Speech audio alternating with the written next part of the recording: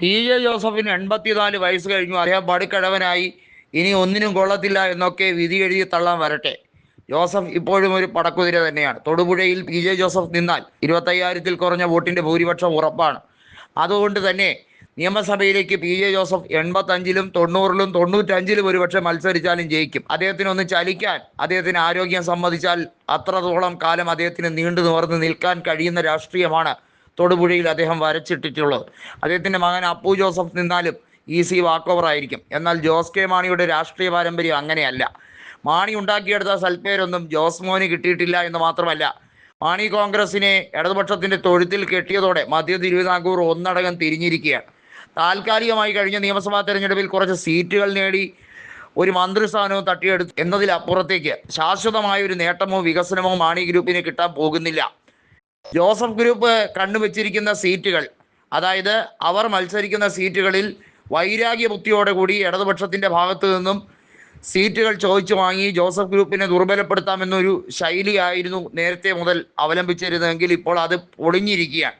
നമുക്കറിയാം ഇതിൻ്റെയൊക്കെ തുടക്കം എന്ന് പറയുന്നത്, അതായത് കെ എം മാണിയുടെ മരണത്തിന് ശേഷം പാർട്ടി പിളർന്നതും ആ രീതിയിലേക്ക് വരുമ്പോൾ പാലായിലെ ഉപതെരഞ്ഞെടുപ്പിൽ ജോസ് ടോം പുലിക്കുന്നേലിനെ മാണി സി കാപ്പൻ തോൽപ്പിച്ചതും ഉൾപ്പെടെയുള്ള കാര്യങ്ങളിലാണ് ഈ രാഷ്ട്രീയ വൈരാഗ്യം നിറഞ്ഞു നിൽക്കുന്നത്.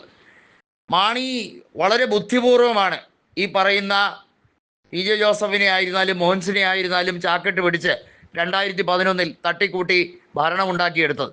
അത് മാണിയുടെ കൃത്യമായിട്ടുള്ള ബുദ്ധി സാമർഥ്യമാണ്. കെ മാണിക്ക് അങ്ങനെയൊക്കെ അധികായത്വം രാഷ്ട്രീയത്തിൽ ഉണ്ട് എന്നുള്ളത് നമുക്ക് എല്ലാവർക്കും അറിയുന്നതാണ്. അത് അദ്ദേഹം വലിയ പ്രവർത്തനമൊന്നും നടത്തിയിട്ടല്ല എന്നുള്ളതും എല്ലാവർക്കും അറിയാം. എന്നാൽ പി ജെ ജോസഫിൻ്റെ കാര്യത്തിൽ അങ്ങനെയല്ല. പി ജെ ജോസഫ് ചില കാര്യങ്ങൾ മുൻകൂട്ടി തന്നെ തയ്യാറാക്കുകയാണ്. അദ്ദേഹത്തിന് ഒരു തെറ്റ് പറ്റി എന്നത് ശരിയാണ്. കാരണം കെ എം മാണിയെ അന്ധമായി വിശ്വസിച്ചു പോയി എന്നുള്ളതാണ്. Kottayam Lok Sabha seat K M Mani ജീവിച്ചിരിക്കെ ചോദിച്ചതാണ്. അത് ചാഴിക്കാടന് നൽകി ജോസ് കെ മാണി കാണിച്ച പോക്കൃത്തരം അത് ഒരു രീതിയിലും അംഗീകരിക്കാൻ കഴിയില്ല. എമ്മാടിത്തരം കാണിക്കുന്നതിനൊരു പരിധിയുണ്ട് എന്ന് അന്ന് തന്നെ പി ജെ ജോസഫ് വിലക്കിയതാണ്. ഒരു കാര്യം ഉറപ്പായി കഴിഞ്ഞിരിക്കുന്നു, ഫ്രാൻസിസ് ജോർജിനെ മുൻനിർത്തി കോട്ടയം ലോക്സഭ സീറ്റ് തിരിച്ചുഞ്ഞു വാങ്ങിച്ചപ്പോൾ ആ കഴപ്പങ്ങ് മാറിക്കിട്ടി എന്ന് വേണമെങ്കിൽ പറയാം. ഇപ്പോൾ കെ എം മാണിയുടെ മകൻ ഇനി കേരളത്തിൽ ഒരു പഞ്ചായത്തിൽ നിന്നാൽ പോലും ജയിക്കില്ല എന്ന ഒരു തൽസ്ഥിതിയിലേക്കാണ്. കാരണം കയ്യിലിരിപ്പ് അത്ര മോശമാണ്.